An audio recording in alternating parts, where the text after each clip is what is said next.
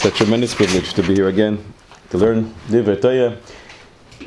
In the song we just sang just now, the last sentence was, Titan emes leYaakov. And Yaakov's midah is all about emes. However, from reading a simple pshat in the psukim, it seems that something doesn't smell right.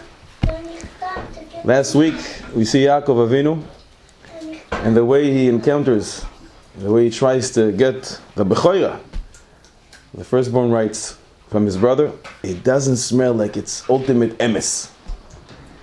Then he goes and he steals the brachos from his father, and bracha and bechoira are the same letters, and they're both acquired in the same manner, and it doesn't seem right.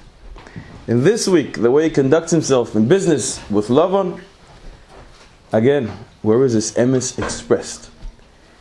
Is emes at all costs? Truth at all costs? Pasuk in Parshas Mishpatim. Midvar sheker, tirchak. Distance yourself from lying. Says Sefer HaChinuch in Mitzvah Ayin Daled. Not only do you have to not to lie, but you have to distance yourself from lying. All the fences that we have, all the gedorim that Chazal erected for us around certain mitzvahs that we shouldn't come to stumble on an avera, are all the Rabbanon. The only time that we see a fence, a gader, dioraisa, is in this mitzvah. Midvar sheker tirchak. So we understand how severe it is. It's a harchaka dioraisa, the only one of the Torah. And the Sefer HaChinuch goes on to say that HaKadosh Baruch Hu is kel emes. And we have to emulate HaKadosh Baruch Hu. And when we do, so the bracha will reside with us. And if Chalila, we don't, and we do the opposite of emes, which is the opposite of HaKadosh Baruch Hu, so then the opposite of bracha will be with us as well. And he says there's nothing more disgusting than sheker, than the opposite of truth. So it seems it leaves us no room to ever lie. In fact, the Gemara says in Shabbos Nun Hey, Choisamo shel HaKadosh Baruch Hu emes. The stamp, the signature of HaKadosh Baruch Hu is emes. And in Tikkun Hazor, HaKadosh Baruch Hu v'Oraisa Chadu. HaKadosh Baruch Hu in the Torah is one, so it's all about emes. And yet, we see, as we said before, Yaakov Avinu dealing in matters which do not seem to be 100% glatt. Tell you more than this. If I would tell you that Reb Chaim Kanievsky stole the bracha from his brother, you wouldn't believe me. We wouldn't believe stories like this about the Chazon Ish, about Reb Chaim Kanievsky. But Yaakov Avinu, no, well, things were different then. This is Yaakov Avinu, the Bechira Avos, the chosen one from all the three Avos. How does this work? In Soita Mem Beis, Sanhedrin Kuf Gimel, Chazal say there are 4 groups that don't get to see Bnei Shechina. A kas of shakarim, people who lie on a regular basis. People, scoffers, kas leitzim, kas mesapri loshon hara. Terrible groups to be associated with. One of them is kas shakarim. One who speak lies, they will not be able to see Pnei Shechina. And again, we're building up a case here seemingly against Yaakov Avinu. How can we do that? The Ramchal, Mesilas Yesharim Perek Yud Aleph says, what's so bad about lying? In Pirkei Avos we learn the world stands on 3 pillars. What are they? Aladin, Vala Emes, Vala Shalom. The world stands on emes. Bimele, if one lies, he is uprooting one of the pillars that the world stands on, and now the world is sort of shaky. It's not so stable. So your mamish can uproot the whole world. Therefore it's so severe. And Mimele, the opposite is also true. Says the Mamchad, if you use only emes, your mami the oilam. You create the world to be stable. So Mimele, it's clear why we only have to engage in emes. So what's going on with Yaakov Avinu? And can we ever lie? Sefer Amidos, Reb Nachman Breslev. This is an amazing thing. I'm not going to ask for a show of hands, but he says that whoever is a left-handed person, is a Gilgul, and in the previous Gilgul here, he was a liar. I'm not asking again, but that's what he says. He also says a Zgula, one who clings to lying, causes forgetfulness. So how much, we have to distance ourselves from lying. Gemore. Sanhedrin Tzadi Beis. Kol hamachlif bediburoi keilu oived avoda zorah. One who changes from the truth, it's as if he serves idols. So I said one word, not so true. So what's the big deal? And the Rishonim explain. Why does one lie? Because he doesn't think they'll be able to manage without lying. In other words, he doesn't rely on HaKadosh Baruch Hu. Mimele, what he's doing in essence is bringing a partner to HaKadosh Baruch Hu, because by himself HaKadosh Baruch Hu can't solve my problems. He needs some assistance. So I'm providing the assistance. Mimele, what's the difference between him and an Oved Avodah Zarah that also doesn't believe HaKadosh Baruch Hu has all the koiches kulam? But what's interesting is that we all grew up with this idea that lying is mistama, one of the Taryag mitzvahs shebatoyah. There are many moinei ha-mitzvahs, many people who count the mitzvahs. The Sefer HaChinuch and the Rambam, Sefer HaYereim and the Charedim, of Saadia Gaon, and none of them count lying is one of the Taryag mitzvahs shebatoyah. The only ones that do is the Smag and the Smak, Rishonim. The Smak in mitzvah Reish Zayin, the Smak in Reish Chaf Zayin. They count lying as one of the Taryag mitzvahs, but none others. No other Rishonim who are counters of the 613 mitzvahs count lying as one of them. In fact, the Rambam in Hilchos Deos writes that it's a hanhaga toiva. It's the right way for a Talmid Chochem to conduct himself in business, not to change from his word. Negotiate. Masa umatan should be be'emunah. It's a hanhaga toiva, the right way to conduct yourself based on the Rambam. And we always start, it's a mitzvah d'oraisa. But what about midvar sheker tirchak? Distance yourself from lying. Pasuk from Parshas Mishpatim. The Gemara in Shavuos Daf Lamed says that's a mitzvah that it's applicable to Beis Din. It has nothing to do with us. It's a mitzvah for Beis Din. However, in Ksuvos Daf Yud Zayin Amud Aleph, it seems that it does apply to us, because over there we find a machlokes. Beshamai and Besila, you go to a wedding, and the kala looks like oy veiz mir. Yet, Beisila says no problem. You can go to the chassan and say, we never saw anything like your kala. Kala no v'chasuda. Beshamai say, no, don't say that. Sheker. And how do we pass halacha lemaaseh? Like Beisila. Kala no v'chasuda. You're allowed to say to the chassan, Kala no v'chasuda. We never saw anything like it.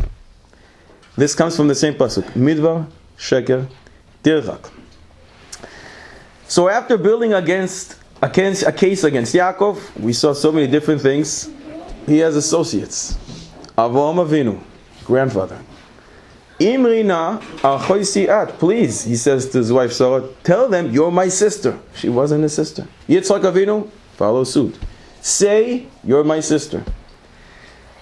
The brothers, after Yaakov Avinu dies, they were worried. Who knows what Yosef is going to do to us now? And therefore they come to him and they say, Avir chotziva. Your father commanded that you should. Yaakov Avinu never commanded. Never happened. Yosef says, Chei Paro. He swears in the name of Paro, says Rashi, Kshehayanish bal hasheker, when he used to swear falsehood, he used to do that in the name of Paro. From the language of Rashi, it seems that he did it more than once. Kshehayanish bal hasheker. Yehuda, one of the Shvatim, Shivtei Ka, says, Ve'achiv mes, and his brother died when he talks to Yosef. Not true. Says Rashi, Mipnei hayira haya meshaker. Because of fear, he would lie. So it seems the avos ha'olam were lying. In Yevamos Samech Beis, Chazal say, HaKadosh Baruch Hu says to Shmuel, I want you to go and anoint David HaMelech to be the king. The Shmuel says, how can I do this? V'shama Shaul v'haragani. Shaul is going to hear that I'm coming to do that. He's going to kill me. And therefore, Shmuel Hanovi said, I'm just coming to bring a korban. It has nothing to do with anointing any new king. Again, that was a lie. So how does it work? Can we ever lie? Are there any sources from Chazal, Tanaim, Amoraim who did so? I think I can recall at least 30 sugyos in Shas, which we're not going to go through all of them, but we're going to go through many of them quickly, to show the amazing conduct of Umos Ha'olam, of Avois Ha'olam, Tanaim in Amoraim, in different situations, how they change from the truth. And perhaps from that we will learn different guidelines, directives. When is it that one is allowed to lie? When are you required to lie? When is it perhaps a mitzvah to lie? Yevamos Samech Hey, maybe one of the greatest sources, HaKadosh Baruch Hu talks to Avraham Avinu and he says, you know, what Sarah said when she heard that she's going to have a kid? She says, how is it possible? But I'm very old. Is that what Sarah said?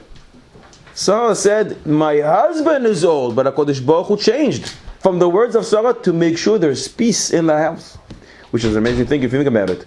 They're not a young couple anymore. Avraham Avinu is how old? 99 years old. Sarah is 90 years old.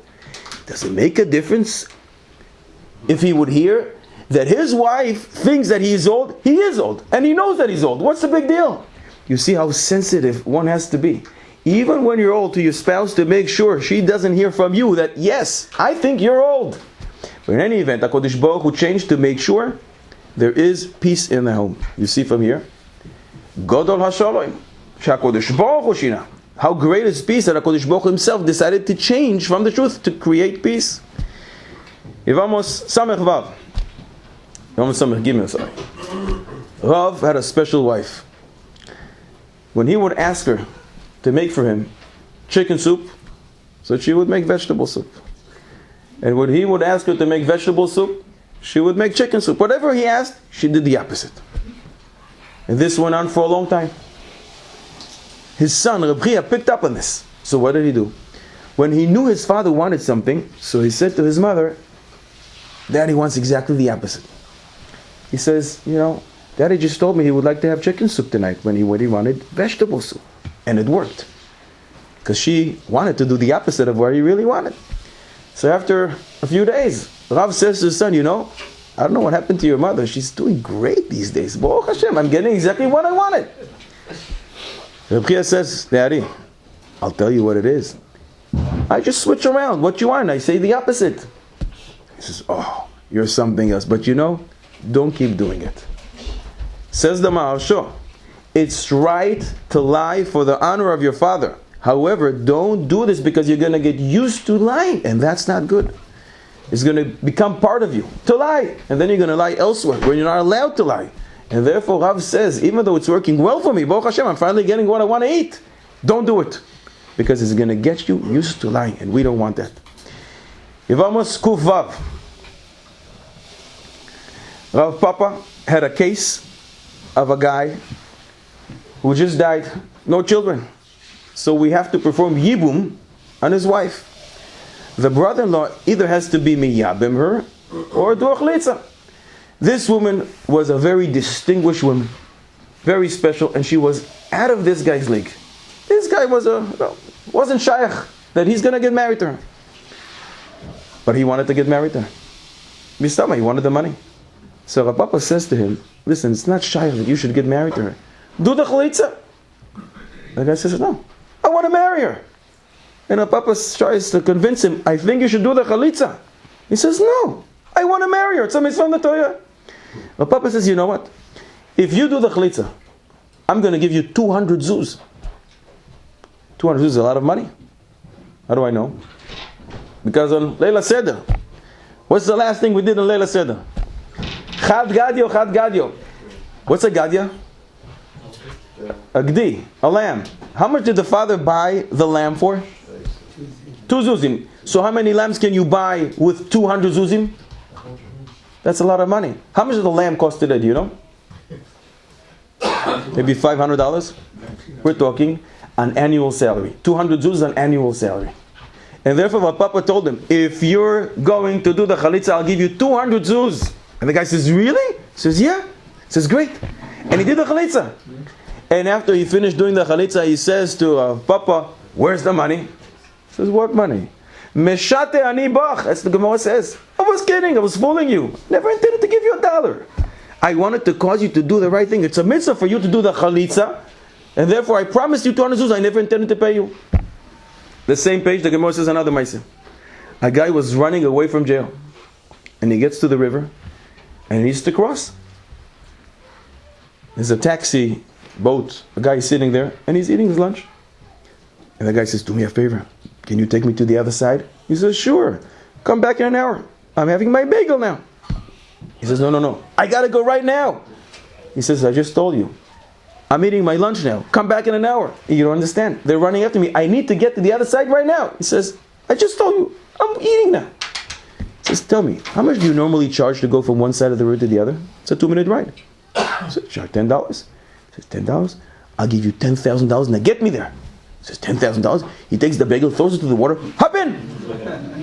He gets to the other side of the river. 2 minutes later, he says, where's the $10,000? He says, what $10,000? Meshate ani bach. I was fooling you. Never intended to give you $1.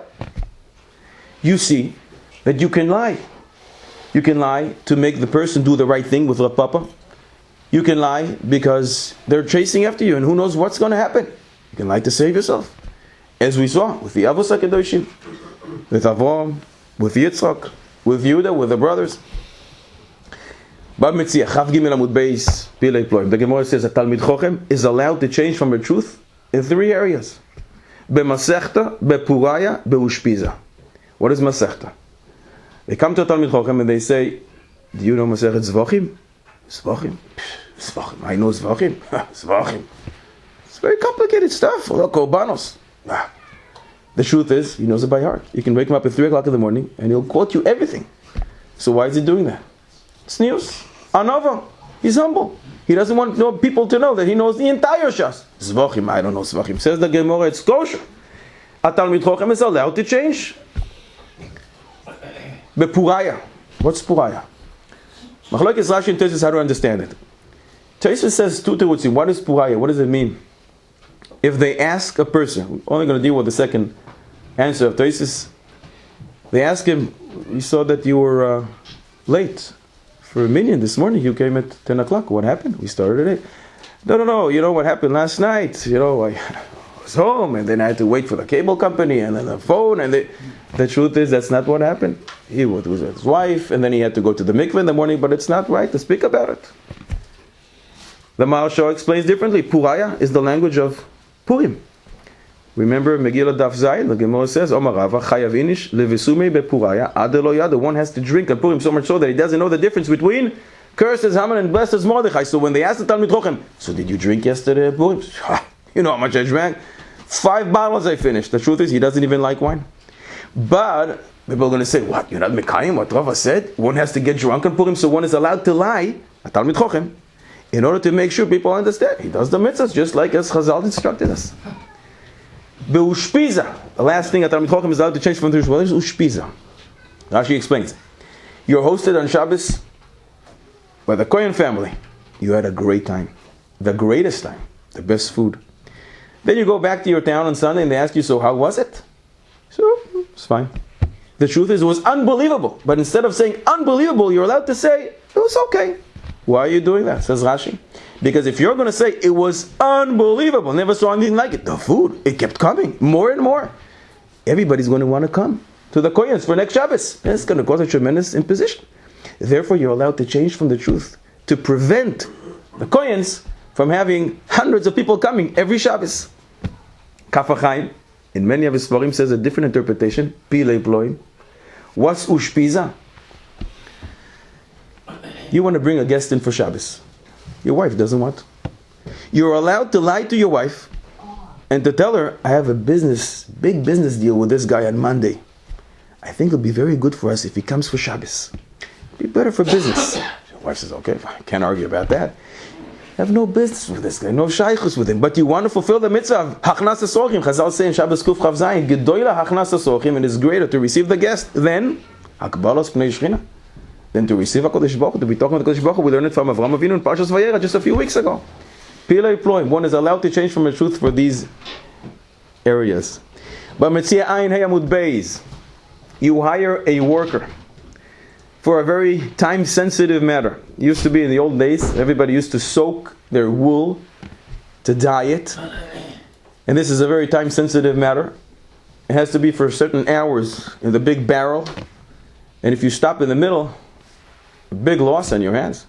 So you hire a worker. You tell him, I'm going to pay you $100 for the day. At 12 o'clock, he says, oh, I'm out of here. I said, what do you mean? You're supposed to work until 4, until this is done. You can't leave now. It's going to go get wrecked. I'm sorry, I just got a very important phone call. I got to go. Bye. So well, wait a second.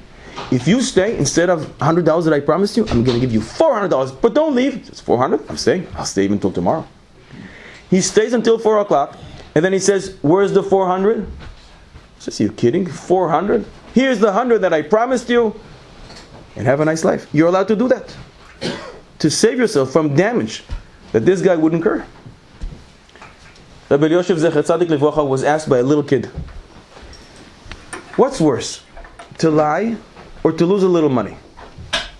And Rabbi Yosef says, Pashut. To lie is much worse, so you lose a few dollars. So this kid asked Rabbi Yosef, if that's the case, why is it that you're allowed to lie in this case and to say to the guy, oh, I'm going to give you $400 instead of $100 that I promised you? So what's the big deal? So you lose a little dollars, but to change from the truth, a yid should change from the truth. And Rabbi Yosef, what an insight. You know what he answered? We're not doing it because we're afraid of a few dollars. The reason the guy is lying here is to save the worker from going to Gehenna. Because he promised he's going to do something and he doesn't want to do it. The only reason you're lying here is just to save him. It's not for me. But ultimately you see from this Gemara that one is allowed to lie in case somebody is going to cause damage because he is not keeping his words. Psachim Kuf Yud Beis, the Gemara says, you want to say Advar Halacha, Atalmid Chochem, the Pri Megodim says in Machzitz Shekel, Atalmid Chochem, Rav wants to say Halacha, and he knows his crowd. He knows if he says it, they're not going to listen to him.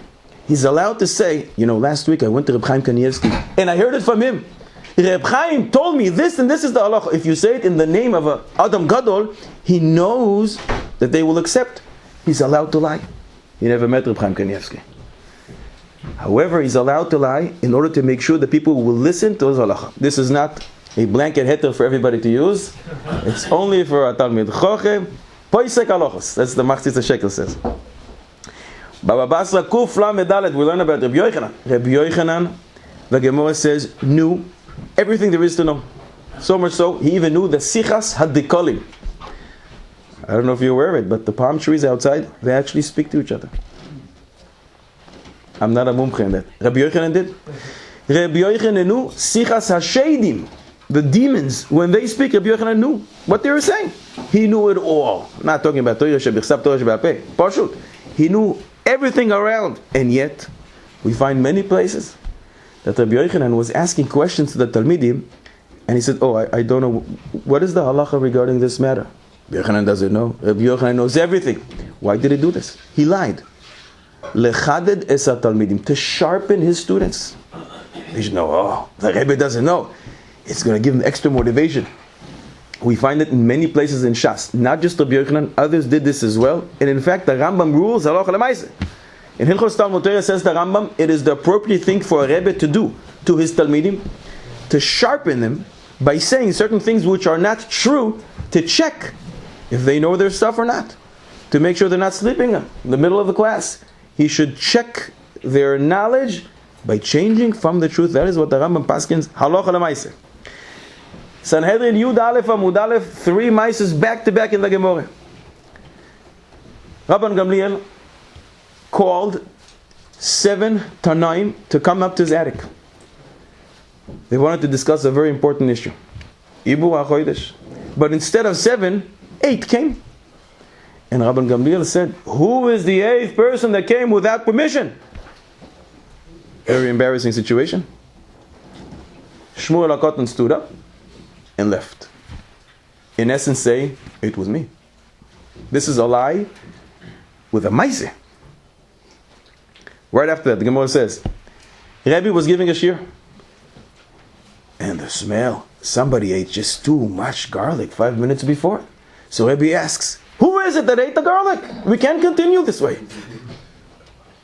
And Reb Chia said, sorry, it was me.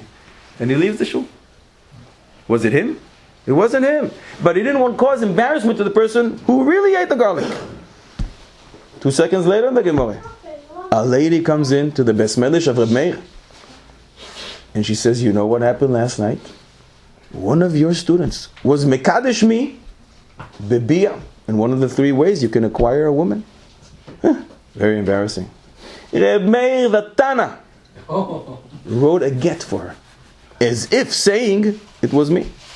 Once Reb Meir the Tana writes a get, all the Talmidim write a get, and with that she is divorced. But Reb Meir did so in order not to embarrass the person who did it. 3 maisim back to back of Gedoylei Oilam, changing from the truth. Sukkah Lamed. How much did you pay here this year for Hadassim? In Eretz Yisrael, it was about, I think, $15. How much did you pay here for Hadassim? Just for Hadassim. You want just Hadassim? Double. That's usually the case. However, in the Maisim da Gemore, in the time of Shmuel, they were charging $500 for one Hadas for $500. This is going to destroy the economy.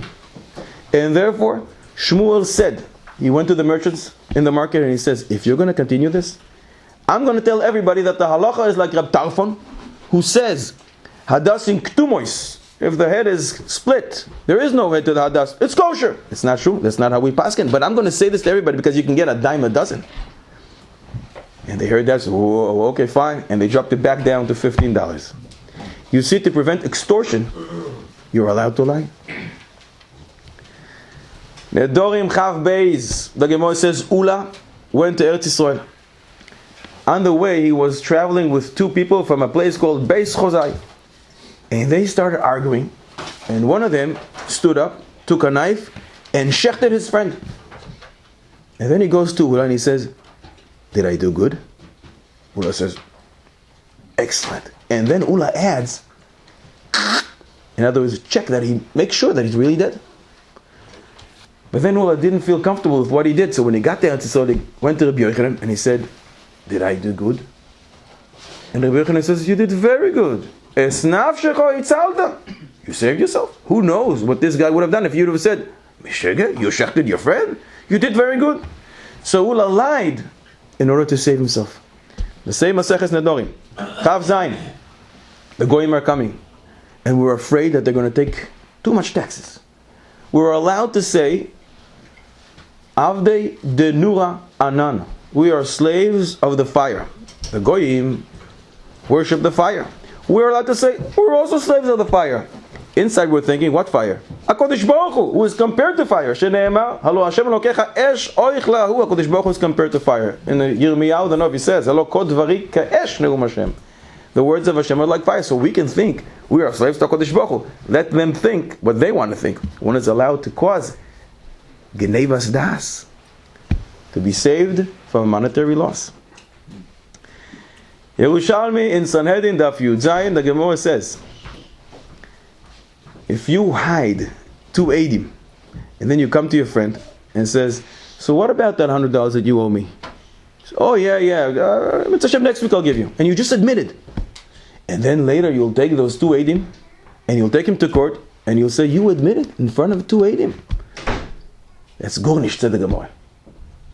The Rambam Paskins, that's called gornisht. It's as if you have no witnesses, because there could be a million reasons why he said what he said. Maybe he was embarrassed, maybe he just wanted to talk to you about it later. If you hide 2 edim, you can't use that. One is allowed to lie. And then this testimony in Beis Din will not be qualified. Avodah Zorah Daf Chavei, very appropriate for next week. You meet a goy on the way, traveling, and then he asks you, so where are you going? The Gemara says, Yarchiv lo haderech. You're allowed to say, oh, I'm going much further than what you really are. Because the goy, in his nature, is lazy. Mistama, he wants to kill you. Halacha. Biyadua Esav soyne le Yaakov. But if he thinks, well, we have another 5-6 days to travel together, well, maybe in 2-3 days from now. But really, tomorrow you're getting to your destination, you'll disappear. One is allowed, we learn it from Yaakov Avinu, who says to Esav, oh, I'm going to Seir. When are you going to Seir? In the future. Yaakov Avinu said, in his heart, in the future. Esav heard, oh, I have time. He's going to come visit me in Seir. Beit Zachaf, Hillel, none other than Hillel, the Anav. Hillel was walking on a yontif with a behema. And somebody meets him, one of the Talmidim of Beis Shammai. Hillel's shita is that you're allowed to shecht a korban oila on yontif. even though nothing of the korban oila is eaten. Korban oila is consumed completely in fire, and yet you're allowed to shecht it on Yom Tov. Beis Shammai say no. Only a korban shlamim you're allowed to shecht. So one of the talmidim of Beis Shammai meets Hillel, and he says to him, so what is this behema you have here? So Hillel says, oh no, it's a korban shlamim. Why did he say that? It's on. He was humble. He didn't want to start fighting and arguing about it. So no, I'm like Beis Shammai. That wasn't the truth. Hillel lied in order to make sure there is no machlokes, to create peace. Ksubis Ayin Zayin Amud Beis. Rabbi Yeshua ben Levi was in Gan Eden. Remarkable story. And he was asked by Reb Shimon bar Yochai, tell me, during your lifetime, was the rainbow seen? Because if the rainbow was not seen, that means you're such a tzaddik, you're protected the entire generation. And the truth is that in the time of Rabbi Yeshua ben Levi, there was no rainbow. But he lied. He says, almost every week there was rainbow. He lied. Why? Because he was humble. And he didn't want Rashbi, Shimon bar Yochai, and all the other tzaddikim in Gan Eden to say, whoa, you protected the entire generation? You should sit first row. He lied. Remarkable insights from what goes on in Gan Eden. Brachos Nun Gimel Amud Beis. Rabba bar bar Chana was once traveling with a group. And they stopped, the rest stopped, they ate, and then they continued traveling. And then Rabba bar Chana says, oy vey, I forgot the bench. So first of all, an unbelievable insight from this Gemara. Even a Rabba bar Chana, Anashim Gedolim, can forget the bench. So if Chalila, we don't forget the bench. We never forget, but if Chalila, we don't. But if Chalila, we ever forget the bench, you should know. Rabba bar Chana also forgot the bench once. But then he says, but wait a second, so what do I do now? If I tell the group, could you guys please wait, I have to go back, I have to bench, they're going to say, you kidding me? You can bench here. Why should you delay the entire group? So Rabba bar Chana lied. And he said to them, in the rest up where we just ate, I forgot a golden dove. I have to go back. Would you wait for me? It's expensive. Sure, just go quickly, no problem, we'll wait. And that's what he did.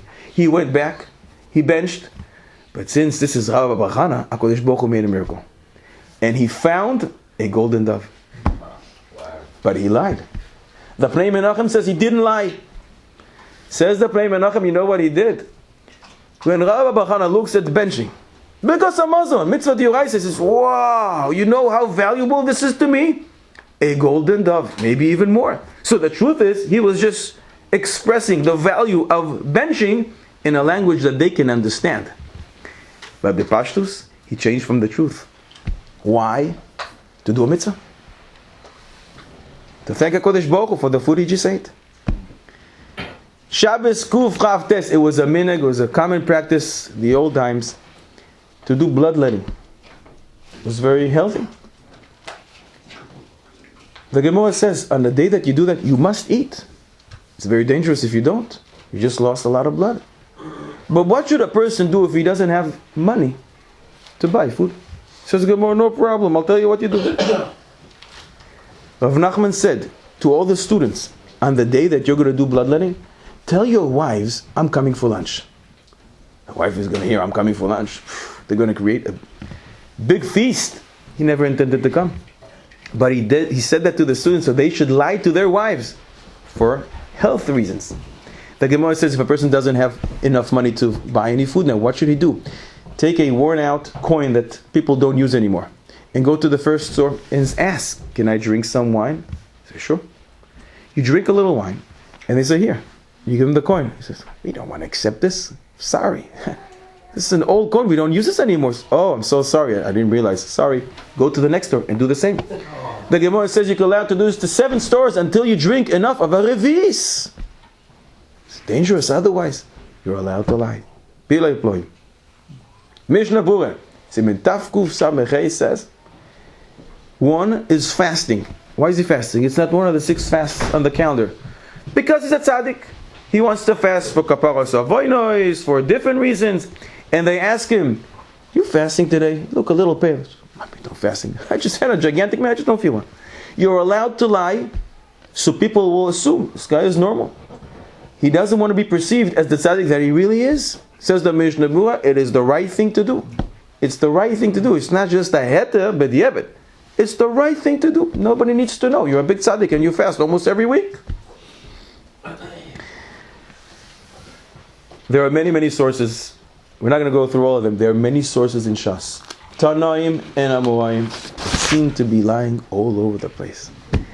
Armed with this information, we're going to go through different cases now and try to figure out what's the right, appropriate, halachic approach for these cases. Can one change from the truth or not? There's a stewardess that just started working for an airline, and they want her to work on Shabbos. She keeps Shabbos. So therefore, she went to a doctor. She says, back pain. Can't take it. Can you please write for me that I can't go to work? She's very good with back pain, because back pain many times is not going to show with any x-ray. I think 80% of American population suffer from lower back pain. Doctor will say you're 100% and you're really still in pain, and there's no way to detect it. So therefore she goes to the doctor and she says, can you please write something that I am suffering terribly from my back? If I will show this to my boss, I won't have to go to Shabbos. Can she do that? The boy say, the Beis Din of Highland Park, New Jersey. What do you say? We have a lot of sources that we just dealt with. Mistama. We're ready to pass in Shilas. She can't get away with it every week. For the next 3 weeks. I say no. What's that? I say no. Why? Because it's illegal in the United States to require... We're not asking what the law of the land. We're asking the law of HaKadosh Baruch Hu. No, Okay, so- he's saying she wouldn't have Because to. she has another option, I'm saying. Because she has another option. What is the other option? She doesn't have to work on Shabbos. In the United States, it's... So this is not happening in the United States. Okay, so, okay, that's not happening. Okay, so now she doesn't have that option. Okay. Doesn't have that option. Can you lie in order to make sure you do a Someone mitzvah? will learn to, yeah. You're allowed to lie.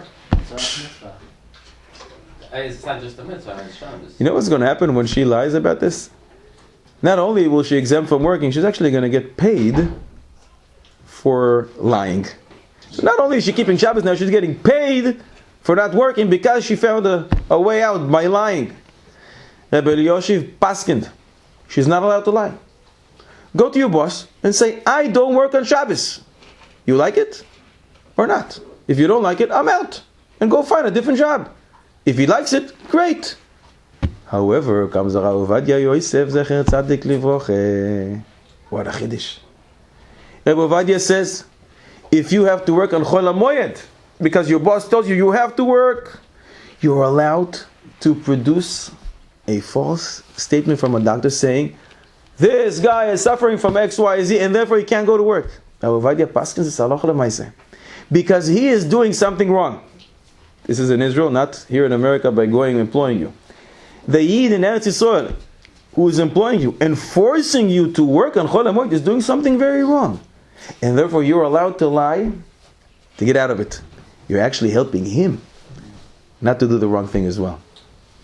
Does this apply to every Yid employees you here in the United States? A Yid, yeah, lichoira, yeah, not a goy. In this scenario, you could be endangering the credibility of the doctor. His license could be at stake. Correct.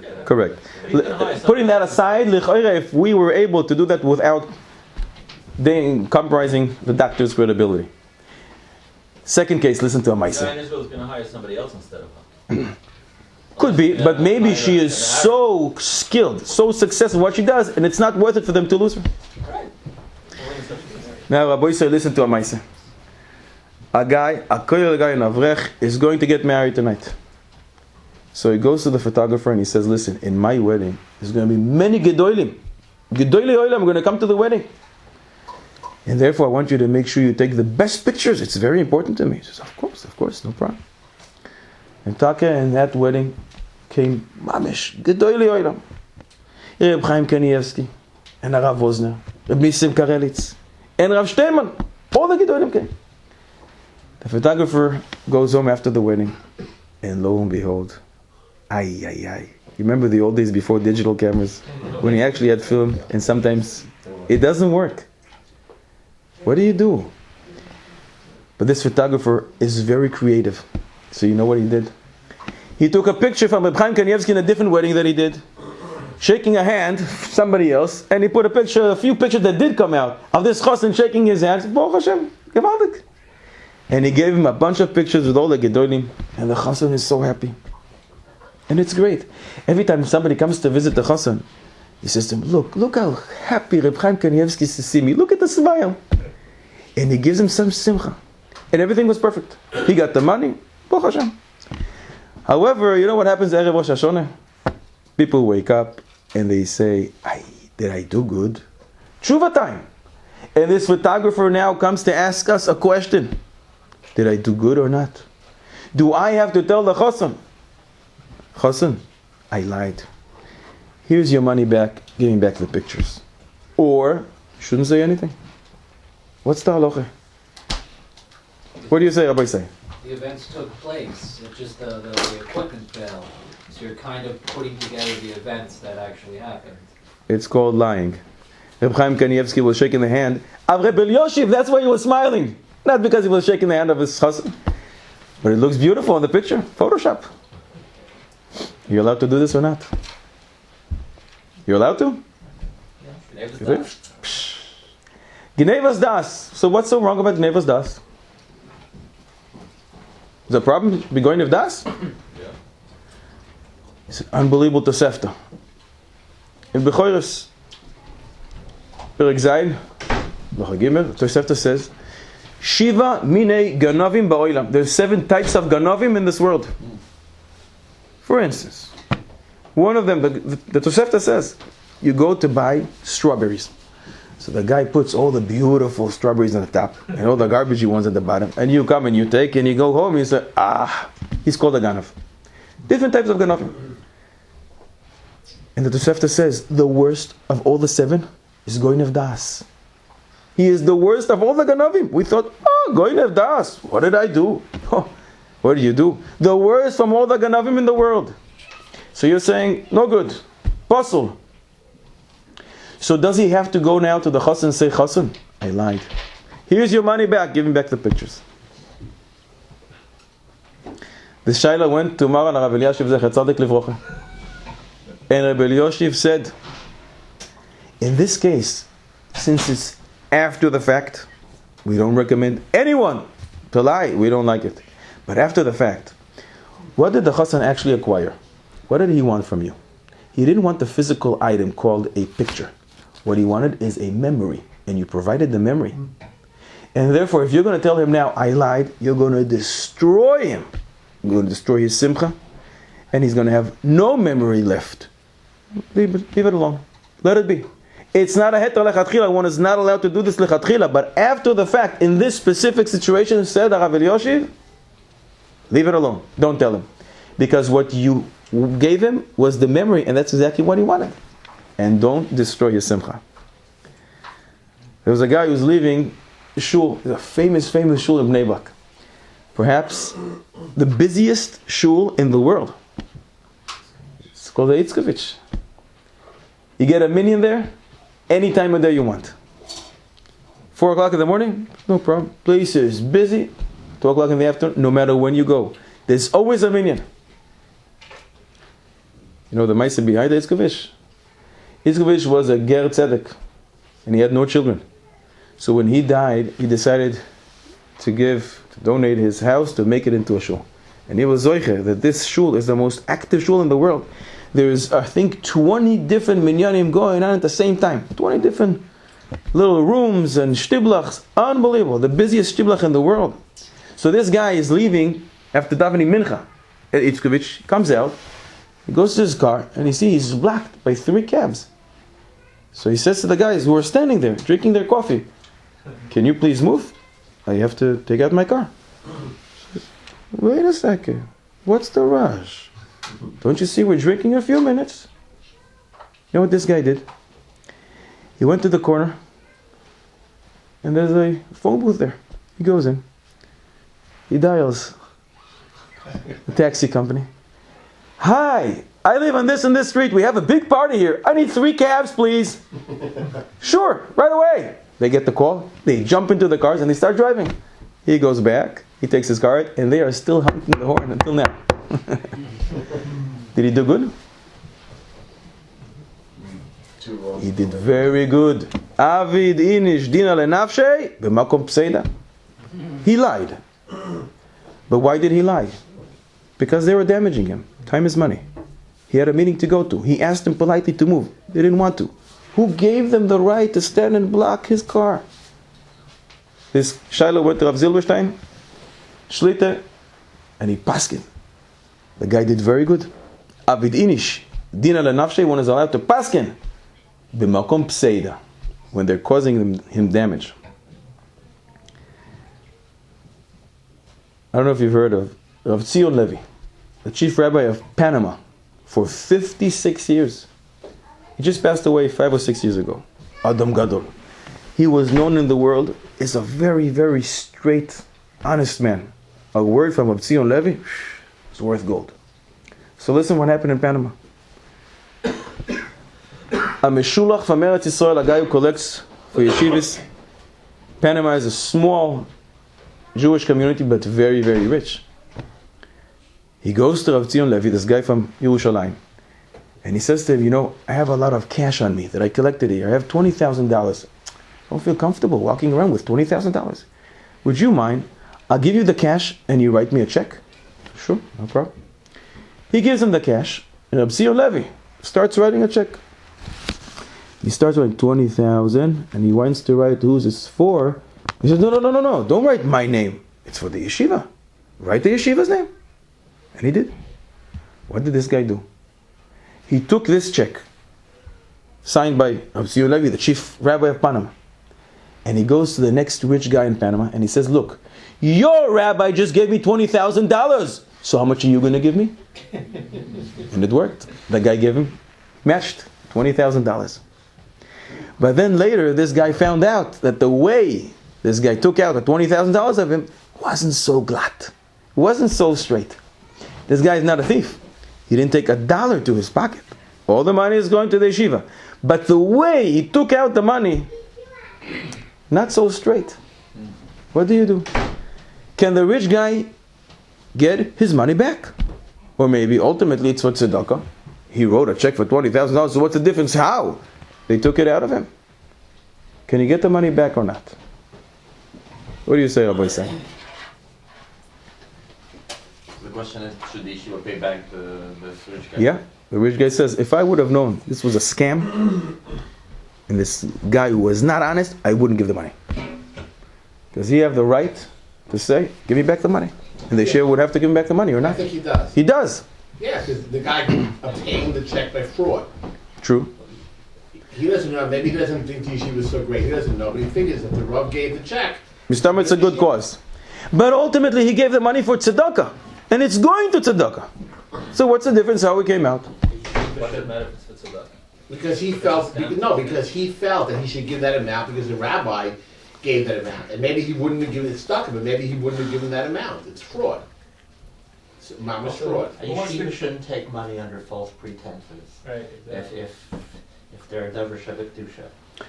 The yeshiva doesn't recommend this type of practice. And the yeshiva didn't tell the shulach to do this. He did it on his own. But they know And the yeshiva has no idea how the money ultimately gets to it. But they get $20,000 and they need it. So they don't know what happened in yeshiva. Now they know because the rich guy is calling the Hanhala and saying, give me back my money. So they knew it was a haram motive. Now they know. But in a case like this, do they have to give back the money? You say yeah. Have to, or should they? Should they? Do they have to? He has to vote. This Shaila. Question is, what's the halal? What's the halacha? That's what we're here for. To paskin halachos. I said the collector has to pay. $20,000? I said the yeshiva can keep it and the collector has to pay. If you want to take money out of his pocket, you have to provide proof for this. There's a lot of money we're involved with.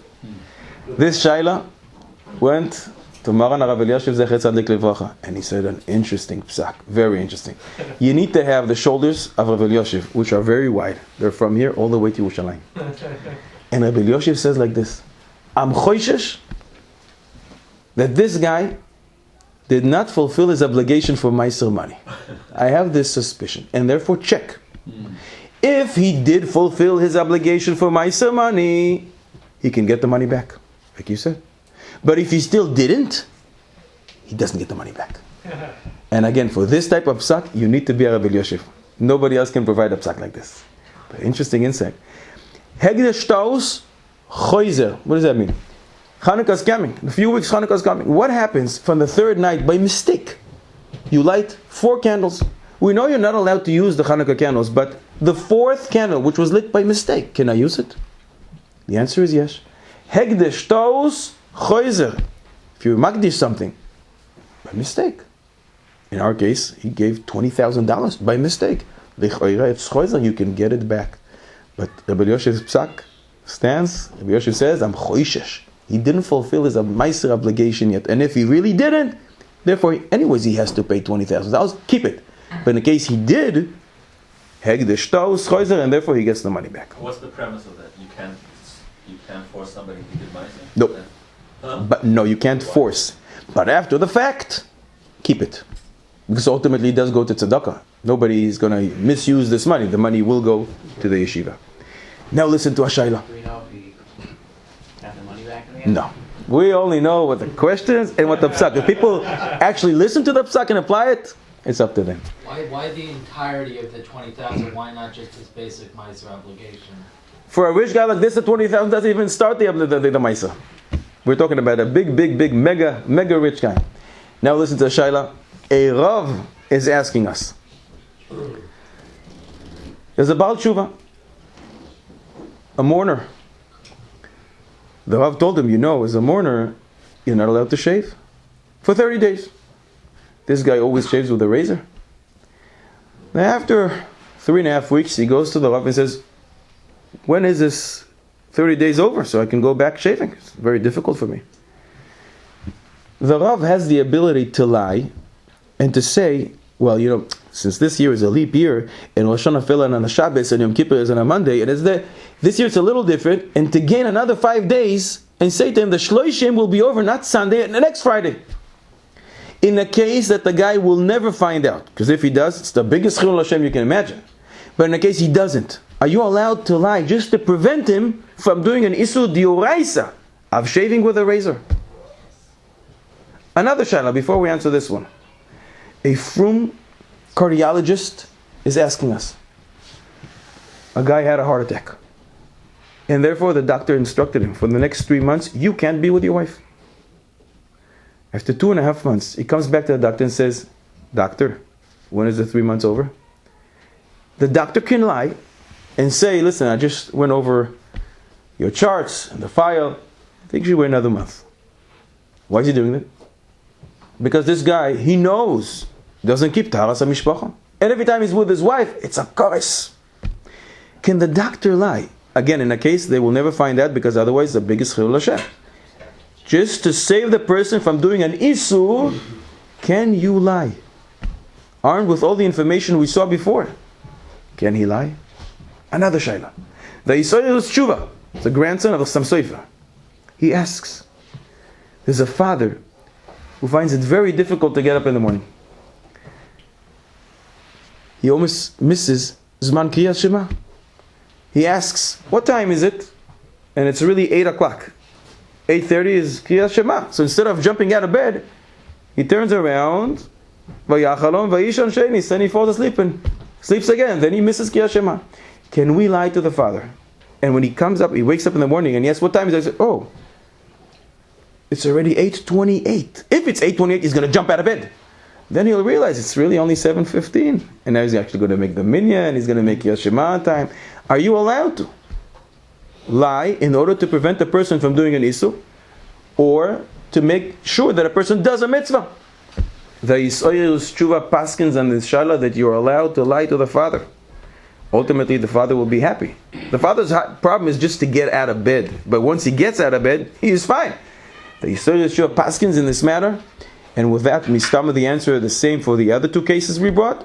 The doctor and the rabbi can lie in order to prevent people from doing an Isur. Again, we must stress this again and again, only in a case they will never be able to find out because of Chilul Hashem. Of course. Seems to me as a suffix, you should never... If there's a suffix, there's no question. If there's a suffix, there's no question.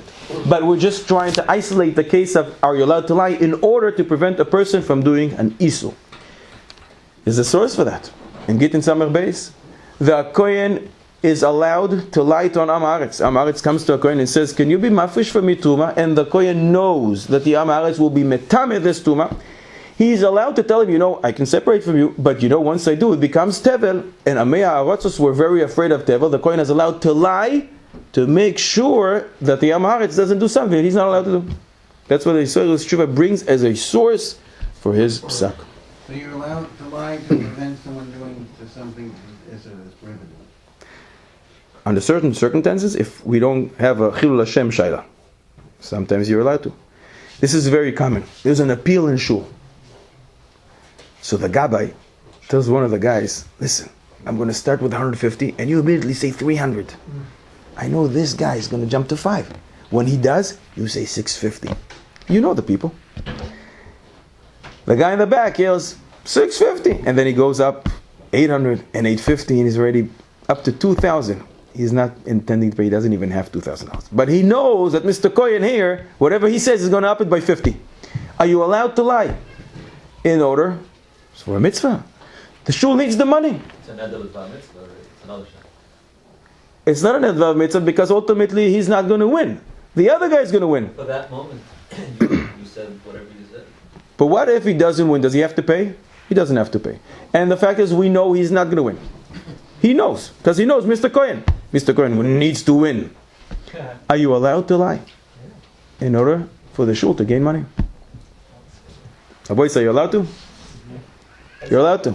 And the guy over there knows that everyone else knows that he wants it, so he knows it's a game. You know what I mean? So he's a fool if he's thinking other people are going to do that. Says the Minchas Yitzchak. Also to do this, and he relies on the Gemara in Sukkah Daf Chavtes. The Gemara in Sukkah Daf Chavtes says one can lose all his assets. Poiskei tzedakah barabim. The Gemara discusses exactly this case according to the Maharsha's interpretation. A person who promises, I'm going to give a lot of mine to tzedakah, and he doesn't fulfill it or he doesn't intend to do it, he can lose everything that he has. So the Minchas Yitzchak, based on this, ruled, you're not allowed to do this. The shul needs the money, but the Hashem, the shul will get the money in straight, honest ways. So this is only with bar mitzvah. In Sotheby's you can do it.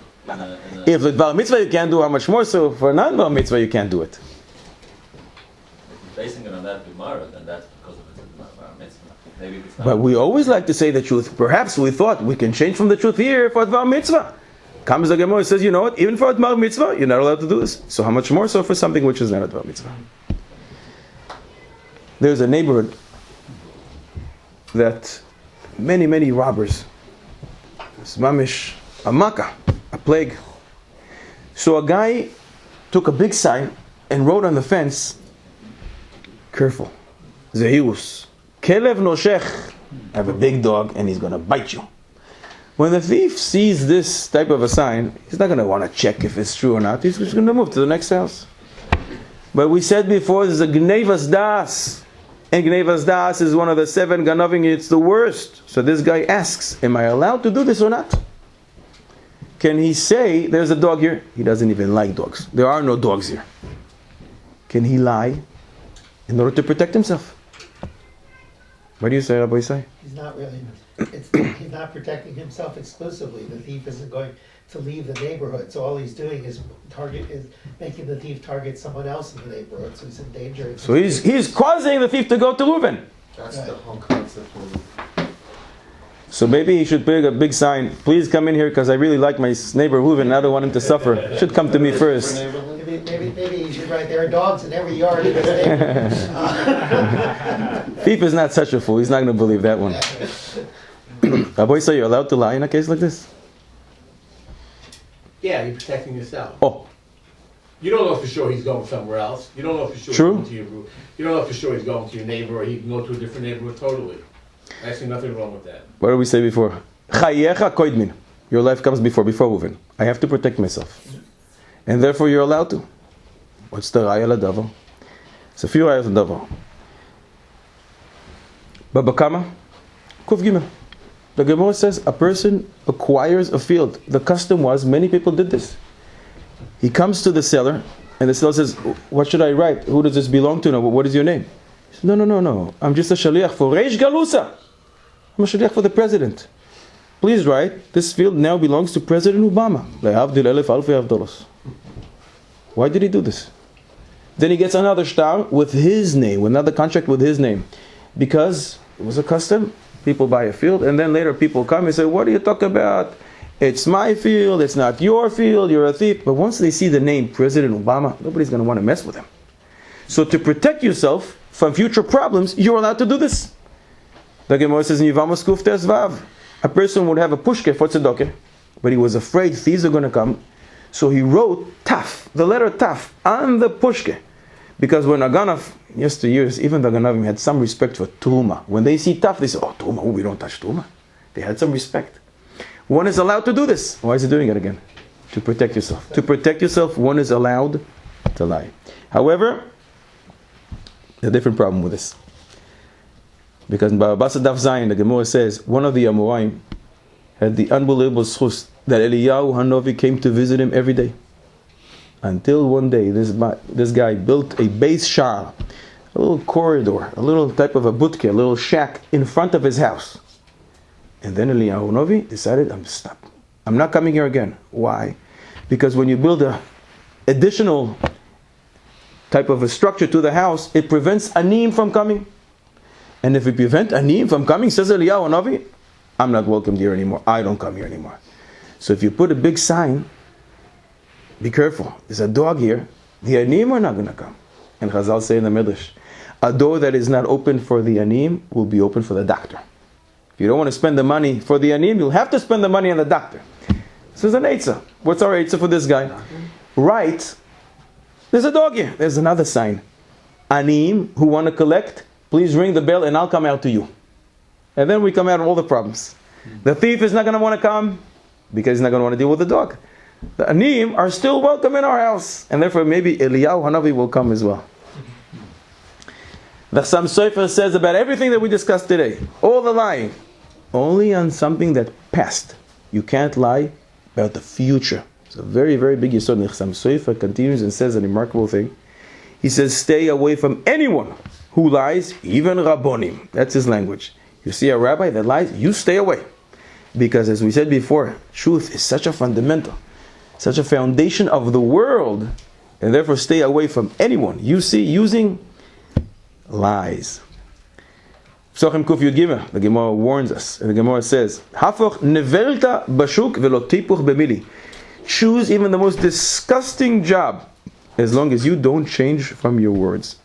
Sanhedrin Daf Tzadi Zayin, the Gemara tells us a story about a city called Kushta. Kushta means emes in Aramaic. The Gemara says in the city of Kushta, nobody would die before their time because they never said a lie. One day, Rav Tavois came to town and he was so impressed. This is a city of emes. Nobody says one word of lie. He settled there. And he married one of the ladies in town. He had 2 sons. One day, a lady neighbor came because she wanted to visit his wife. She knocks on the door. He opens the door and she says, is your wife here? She was taking a shower. And he didn't feel that it's neistic, it's mechubed to say, my wife is taking a shower now. So she went to the supermarket. She's come back in 5-10 minutes. That night, both his boys died. Following morning, the people from town came to him and said, what happened here? People don't die in this town before their time. What happened? And he told them. And they asked him, please leave town. Because you're inviting Malach HaMaves who doesn't have reshus to come here into this town. Please leave. And the Gemara explains this is a measure for measure. Midah keneged midah. If one doesn't change from his word, so HaKadosh Baruch Hu is not going to change from the time that he allocated for him and he decreed that he will live when he was born. Because that's how HaKadosh Baruch Hu works. Measure for measure.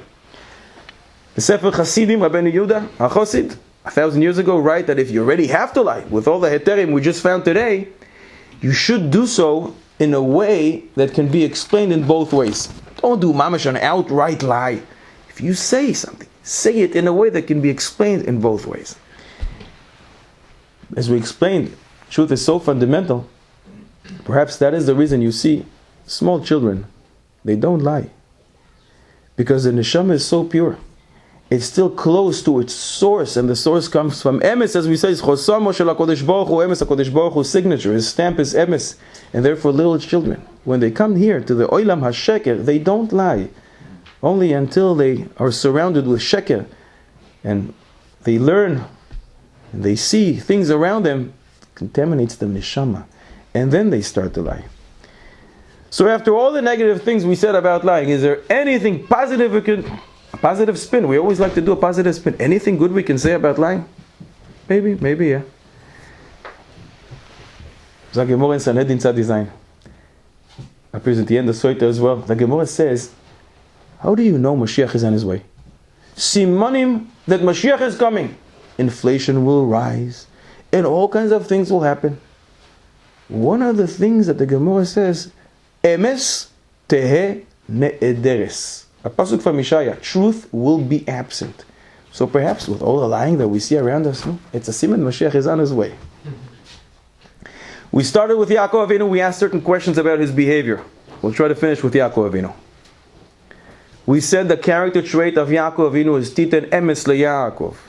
The Emes is what symbolizes Yaakov Avinu, and yet the way he handled the brachos and the bechoira, in Lavan, in business, it doesn't seem right.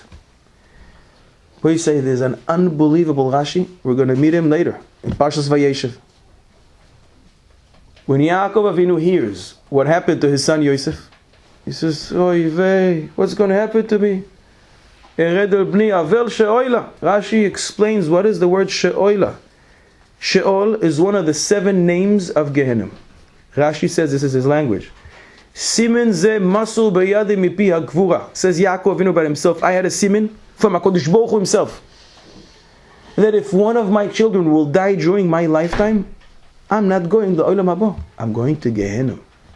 And therefore when he heard what happened to Yosef, he says, Oy veh, you know where I'm going? I'm going down. I'm going She'oil, I'm going to Gehenna. I'm not going to Olam Haba. Rashi again says the same thing in Parshas Miketz. When Yaakov Avinu finally sees Yosef after so many years of separation, what does he say? Oh, finally I get to see you. Amusa hapam, I will die this once. What does that mean? Rashi explains. I thought I'm going to die twice, both the Olam Hazeh and Olam Haba. But now that I see you, Baruch Hashem, because remember I had the siman that if one of my children dies during my lifetime, I'm not going there, but Baruch Hashem, I see your life. I'm going to the world to come. Rashi's source is at Tanchuma, Medrash Tanchuma, Simen Tesen Vayigash. It says there clearly, Yaakov Avinu had a siman from HaKadosh Baruch Hu himself. He didn't go to this Mekubal, nobody heard of, he heard this Basko. HaKadosh Baruch Hu talked to him and said, you're not going to the Olam Haba if one of your children dies. So let me ask you a question. If you had a siman from HaKadosh Baruch Hu himself saying, you are not going to the Olam Haba, what would you do? Pashut. Party time! Let me enjoy myself here. How do I know this? It's a Gemara. Chagiga Tav Tezvav. Tana. Elisha ben Avuya. Atana. Eloiki Kodosh. We don't call him Elisha ben Avuya anymore. We call him Acher. Why? Because he heard a Baskol from Shemaim. The Baskol said, Shuvu banim shoivivim. Everybody can do tshuva. Chutz me'acher. Except you. You can't do tshuva. Since he heard a Baskol from Shemaim, he has a lot of weight. So it says, the Gemara says, Keivan de itrid mehai alma. Since I'm not going to the world to come, let me enjoy myself in this world. And the Gemara details, not only in the Bavli, but even further detail in Yerushalmi and Chagiga, what he did. You know what he did? He took a horse. He rode a horse on Yom Kippur that fell on Shabbos, on Makom HaMikdash and the Holy of Holies. And he didn't stop there. And he did very, very not nice things. Very not nice things. In the Makom HaMikdash, in the Holy of Holies, on Yom Kippur that fell on Shabbos. Why? It makes sense. If I'm not going to the world to come, Mimele, let me enjoy in this world. What did Yaakov Avinu do? Yaakov Avinu didn't hear a Baskol. He heard a siman from HaKadosh Baruch Hu himself. But what did he do? Yaakov Avinu clings to emes. Yaakov Avinu no cheshbonos. What's the difference if I'm going to the world to come or not? HaKadosh Baruch Hu, my creator, Ribono Shel Olam, Melech Malchei Amlochim, my designer and creator, asks of me, demands, requests that I do X, Y, Z. So this is what I have to do. No cheshbonos. HaKadosh Baruch Hu wants me to do something, Meimele, I have to do it. HaKadosh Baruch Hu says something, I do. Don't listen. I don't calculate what's going to happen tomorrow. Yaakov Avinu clings to Torah, and Torah is referred to as emes, as the Midrash says, emes keneh ve'al timko. Acquire truth and don't sell it. Torah is emes. And HaKadosh Baruch Hu is emes. And HaKadosh Baruch Hu and Torah is one. If you cling to Torah, it's called that you're clinging to emes. And that is Yaakov Avinu's character trait. Titan emes leYaakov. Aye, but it doesn't really sound good what he did. Let me ask you. If we have a chance to negotiate, for example, with Hitler, and you can save 100 Jews, maybe 10, even one Jew, but you have to lie in order to do that. Are you called a liar? You're doing the right thing. You're doing perfect, exactly the Ratzon Hashem. You're doing what HaKadosh Baruch Hu expects you to do. That's not called lying. The Torah itself says, Im noval tis nabal. With a villain, be villain-like. Im ikesh tis patal. With a wicked one, you have to use the same ammunition. You're doing perfect. That's why last week in the Parsha, when Yitzchak says to Esav, what can I do? Ba'achicha bemirma. Your brother came with deceit and took your brachos. How does Onkelos and Rashi touch this word bemirma? Bechochmasa. Bechochma. He came with wisdom. What wisdom? The wisdom of the Torah. When you're doing the right thing to save Klal Yisrael, and that's what Yaakov Avinu does, it's not called lying. It's called using the wisdom of the Torah, which is emes, and therefore you are midas emes, and you're clinging to the emes. Where is the source to the semen that Yaakov Avinu had from HaKadosh Baruch Hu himself? I think perhaps in this parsha, in Vayetze, that we just read earlier today. Yaakov Avinu wakes up, the first interaction that he has with HaKadosh Baruch Hu, and then he says, Ein ze ki'im beis Elokim v'ze sha'ar hashomayim. What is the word ze? Zayin is 7, Hey is 5, it's 12. Ein ze, if there's not going to be a ze, there's not going to be a 12 tribes, says Yaakov, I'm going to have to encounter beis Elokim. Elokim is midas adin. However, v'ze, if there is a ze, if there is 12 tribes, sha'ar hashomayim. This is the key to open the gates to heaven. I'm going to go to Eilam Haba. And this is meduyek from what Rashi says. Simen ze masar beyadim mipi agvura. Simen ze, the simen is the word ze. Zayin hey, 12. If there are 12 tribes, you're going to the Lord to come because you have to create Klal Yisrael. It depends on you. If one of the tribes dies, that means there is no Klal Yisrael. And that's the severity. Perhaps from this pasuk we see something else. Ein ze ki im beis Elokim v'ze sha'ar hashomayim. Ze is 12, like we said. That refers to Achdus Yisrael. If you have ze, mimele, you'll see beis Elokim, beis Hamikdash come down with a wall of fire surround it. V'ze, and you have the ze, you have Achdus, 12 tribes of Klal Yisrael together. Sha'ar hashomayim. That's the key to open up the gates of heaven through our prayer. If there is no Achdus, you can pray till tomorrow. It doesn't help. It doesn't penetrate. But when we have Achdus, we're all together. Mimele, it opens up all the gates upstairs. Yehi Rotzon. That b'zchus, that we should cling to Torah, should walk in the paths of our Avos HaKadoshim with the zchus of Achdus HaKadosh Baruch Hu. In fact, will send us Beis Elokim, the house of HaKadosh Baruch Hu, Beis Hamikdash. And Sha'ar HaShamayim will be open for our tefillas, and we should see Imir Hashem speedily in our days. Mashiach Tzidkenu Beis Tifarteinu B'imheira B'yameinu Amen.